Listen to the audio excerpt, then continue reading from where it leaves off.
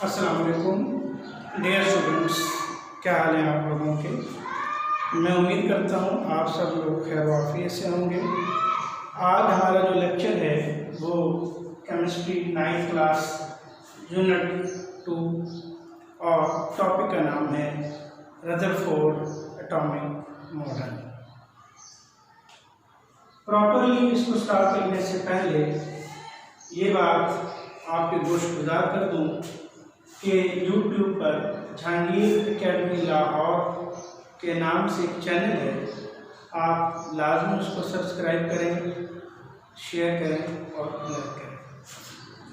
आज हमारा जो लेक्चर है वो है अर्नेस्ट रदरफोर्ड एटॉमिक मॉडल, जो 1911 के अंदर इसने डिस्कवरी ऑफ न्यूक्लियस जो है करता है और दो साइंटिस्ट के साथ और हैं जिन्होंने मिलकर इसके साथ जो है वो एक अपना रोल प्ले किया और 1911 के अंदर न्यूक्लियस की डिस्कवरी हो गई। इस टॉपिक को पढ़ने से पहले रदरफोर्ड के बारे में चंद सीधा इंफॉर्मेशन आपके इल्म में होना जरूरी है कि ये 1871 में इसकी पैदाइश होती है। न्यूजीलैंड का ये रहने वाला है, एक बेहतर जो है फिजिक्स को समझता है और केमिस्ट्री को समझता है।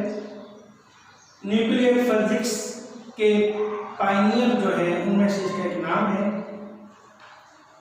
थ्योरी ऑफ एटॉमिक स्ट्रक्चर पेश करने पर इसको 1908 में नोबेल प्राइज मिलता है और कुछ कामों की वजह से अल्फा बीटा रेडिएशन का कॉन्सेप्ट क्या है, discovery of atomic nucleus, artificial disintegration etcetera, इस तरह के कई कारनामे हैं जो कि रदरफोर्ड ने सरअंजाम दिए।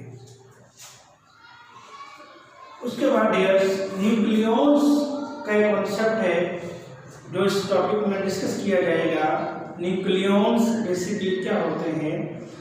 जब एटम के न्यूक्लियस में जो पार्टिकल्स मौजूद होंगे, प्रोटॉन और न्यूट्रॉन, तो उनको ही सिर्फ न्यूक्लियॉन्स कहा जाएगा।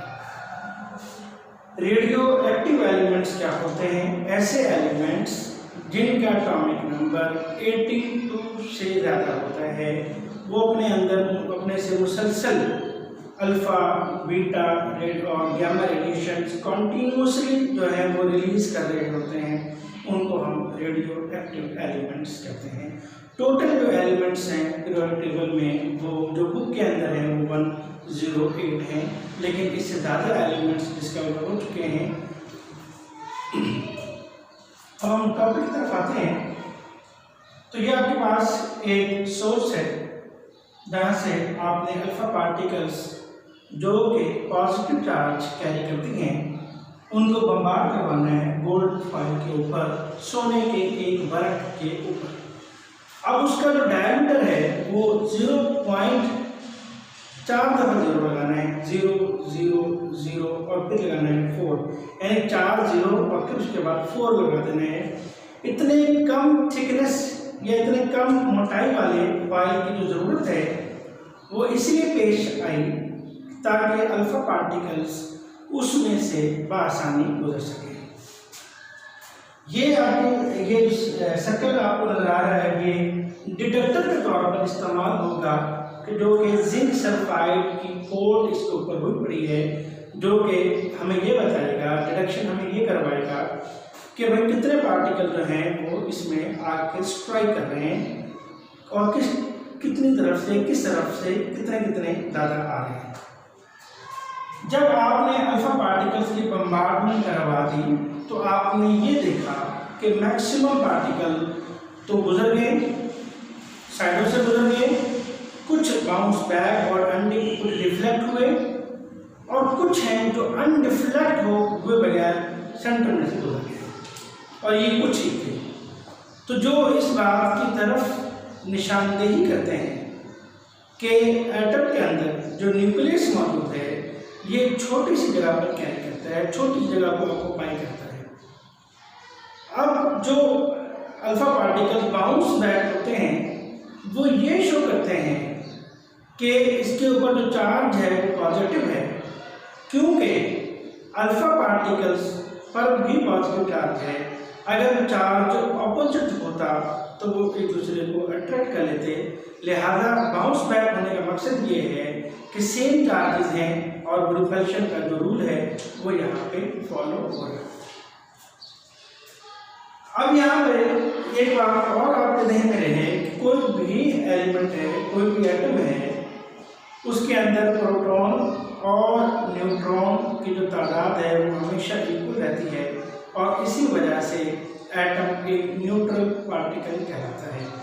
एटम जो है उस पर कोई चार्ज नहीं होता, इलेक्ट्रॉन पर नेगेटिव चार्ज होता है, प्रोटॉन पर पॉजिटिव चार्ज होता है, न्यूट्रॉन पर कोई चार्ज नहीं होता और न्यूक्लियस पर पॉजिटिव चार्ज होता है क्योंकि उसके अंदर प्रोटॉन जो है वो ऑक्युपाई उसने किया होता है।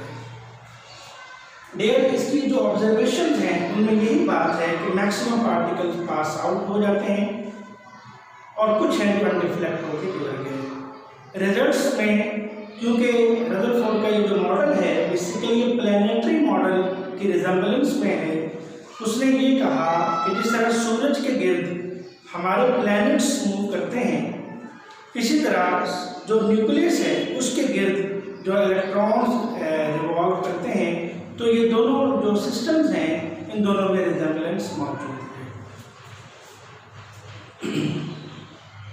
अब जो न्यूट्रल जो पार्टिकल्स जो है जिसकी हम बात कर रहे हैं बार बार कि वो जो एटम है उसके अंदर जो न्यूक्लियस मौजूद होगा उसके ऊपर पॉजिटिव चार्ज होगा, वो डेंस होगा, वो हैवी होगा और जो उसके साथ साथ जो चीज़ें इलेक्ट्रॉन हैं वो उस न्यूक्लियस की गिर्द जो है रिवॉल्व करते हुए हमें नजर आएंगे।